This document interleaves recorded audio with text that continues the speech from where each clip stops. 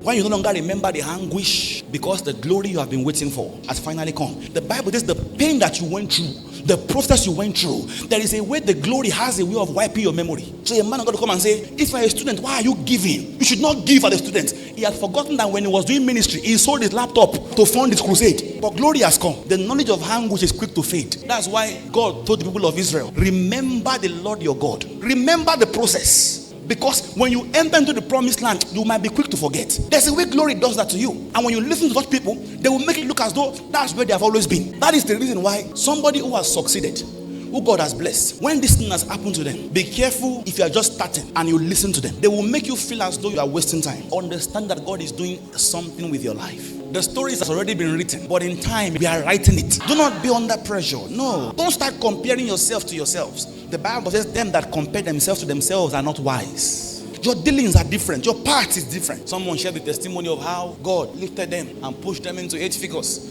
And you are there thinking, about my own. But that thing that became 8 figures is probably 7 years in the works. You know the way we behave as believers? We become hungry. And because you are hungry, you are looking for food to eat. And all of a sudden, you pass by your neighbor's house. And you see your neighbor harvesting corn, harvesting mango, harvesting yam to go and eat. And when you see it, you now say, that's true. Why didn't I even think about that? So guess what you do? You now go back to your own house and start planting mango.